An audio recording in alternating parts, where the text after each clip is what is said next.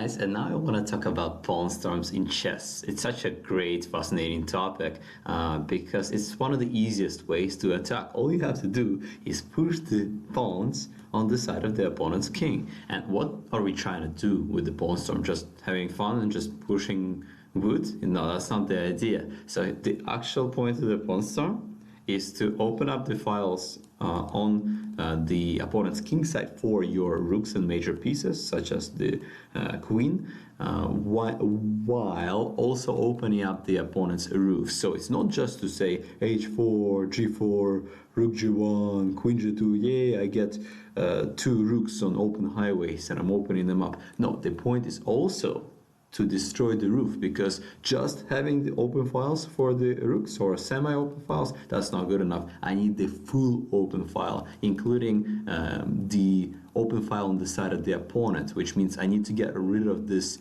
pawns over here on h7 and g6. If I can open up even one whole open file, then my attack will usually work if I have a queen and another major piece to use for checkmating. So we're gonna find an example here of Bobby Fischer. So Bobby was white and he was playing a guy named Bent Larsen, who was another amazing player, and he was not quite as good as Fischer, but very good nonetheless. So we'll get to see how Bent tried to pawn storm as black in this game, and Fischer tried to pawn storm as white, and also he succeeded. Let's see how that went.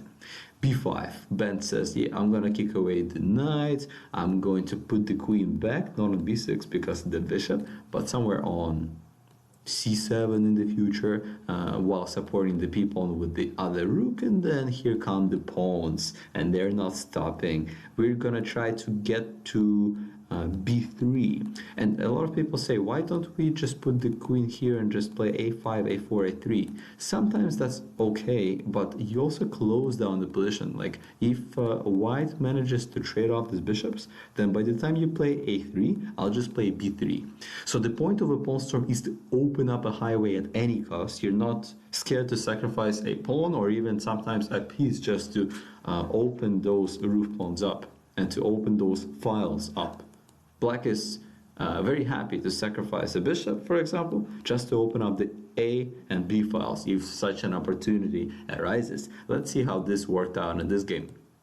King b1. See, Fischer says, I need to protect my roof, so I may as well keep it closed. And how do I keep it closed? Probably by making sure I don't lose this pawn, okay? So that's why the king is needed on b1. Also, it doesn't get in the way of any diagonal tricks, like there will never be any skewer with bishop h6 because of that. That's why we always want to play king b1 when we castle queenside, or almost always. Majority of the time. So black says, let me kick away that knight, trying to get a tempo. He actually chose knight to d5. So Fischer says, let me centralize my knight.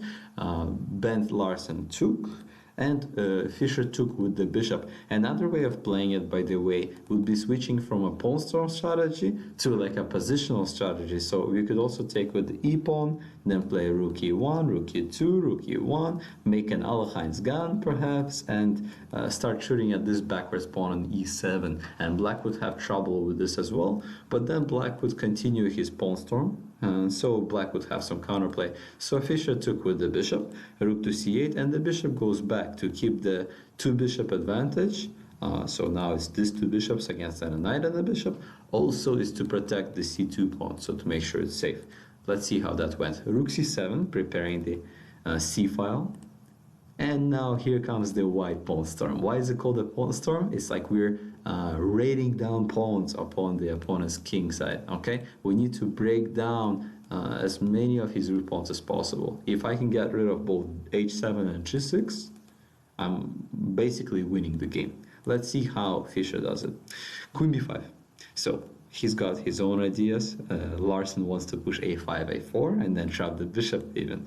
Let's see how that goes. Okay, right away. We're not scared to give away one pawn for the open file. We're not even scared to give away the g-pawn. So if black would take with the pawn, I would give away the g-pawn too, just to open up those files. That's the real point of a pawn storm.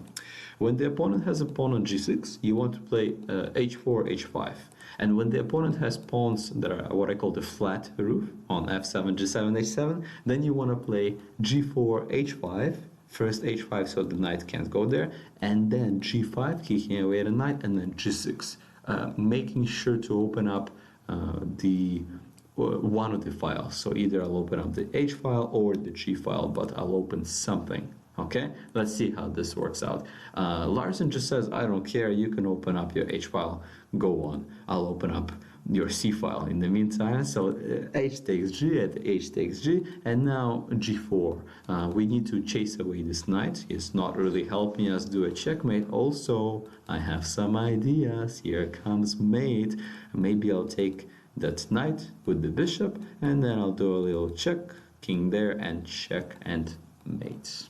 Okay, guys, so that's what Fischer is thinking. Larson is going for the counter-attack. He needs to get something going, and Fischer right away strikes. You see how Fischer has the initiative right now? He's forcing matters, right? And Black said, doesn't matter, I'll just trade off the dark square bishops, I'll block your highway, and you can't open it. White said, yes, I can, just watch me. I'll even sacrifice an exchange, a rook for a knight, just to open it up. And now I'll use that two bishop advantage and those weak light squares, because I have light square domination right now, since I'm the only one with a light square bishop. g6, pinning the pawn and almost getting a queen in some cases. So let's see what happened next. e5, black tries to hold off the white army, you know. At the same time, he really hurts the dark square bishop and is basically saying, I can't checkmate you, but at least my king is safe. So that's not gonna work for Larson here, because that allows white to have an almost free attack. See, black pieces shouldn't make too much trouble for the white king, because there aren't enough of them. If only black had a bishop, then it's a different story. But just with 3 attackers against 2 defenders and the roof, I don't believe there can be any harm to the white king. So black is going for desperate measures. He's saying, at any cost, I need to open up this bishop. Let's see how that turns out. He sacks a pawn, so he doesn't care about pawns right now. And now he also takes the f7 pawn. His plan is eventually to open up the bishop in a lot of cases. And also, at the same time, he is attacking the weak f3 pawn. Fischer says, my pawn is more important. I opened up your king, now I'm getting my bishop opened, right? It's all about getting those pieces open, their scope, and making them see further. And finally, after rook f6, bishop g5, we're just opening up this king, supporting our queenie square with the bishop. Just amazing play from Fischer. And then b7, striking at the rook, threatening to promote and making black's pieces passive, so he can forget any hopes and dreams he had of pawn storming my king. Too late now. And now it's just the finish, queen to d6.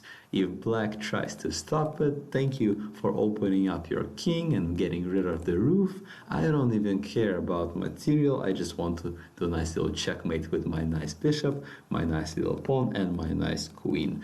So not much black can do at this point, all because we sacked those g and h pawns to open up those files and open up that black king. So that's really the point of the pawn storm. When the kings are castled opposite ways, it's always or almost always good to do pawn storms, because then your king is safe, so you can you don't need those roof pawns on that side of the board. You can storm them up the board. But when the king is castled on the same side, it's harder to do it. So let's go to board editor now, and I'm gonna show you an opening called the King's Indian, where it's okay to pawn storm on the same side castling. So when both sides castle the same way, it's still okay to pawn storm, but only on one condition. So black is gonna play g6, knight c3. This is just a normal opening, nothing special about this. It's called the Mar del Plata variation, after a city in Argentina. Castles, bishop e2, e5, white castles his king, knight c6, and now the center closes it, is completely closed. If the center is closed, we can attack on the flanks. Okay, now black can finally start the pawn storm even though the kings are on the same side of the board, which sounds weird, but it makes sense because nobody can really get to my king even though I'm opening up my roof. So if nobody can get to my king and I have more pieces on this side, a pawn storm is justified. It makes sense. But if the center was open and it was something different, like these pawns were off the board, then black would not be pawn storming. I promise you, he will be trying to play for the center. So let's see how the pawn storm can continue. White plays knight e1, trying to bring that knight to his pawn storm, where he's gonna pawn storm the queen side. But sometimes it works, sometimes it doesn't. Black is gonna put the knight back so he can start the pawn storm f5, f4, g5. Now the knights are gonna come in through here, here, here. White is gonna try to stop it, but h5 is coming. Then very often rook g8 to support the pawn storm. And you guys can say, how can a king survive without a roof like that? He's opened himself up, but he's completely safe. He has a lot of pieces on the king side, much more so than white. And it's actually white's king who should be scared of this g4 break coming in very soon. So guys, you can do a pawn storm on the same side, where you castled on the same side, as long as the center pawns are completely closed and stuck.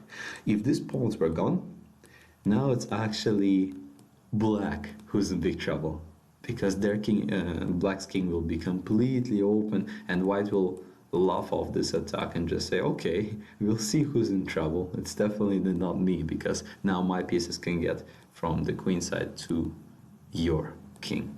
Okay guys, and remember, if somebody tries to attack on the flank and the kings are castled on the same side, try to counter in the center. An attack on the flank is always best countered with a center blow. Okay, so if the opponent says h5, g4, f5 and the kings are on the same side, just play in the center and open up the center and say, what's your king doing there? That's strange. I thought he was supposed to have a roof.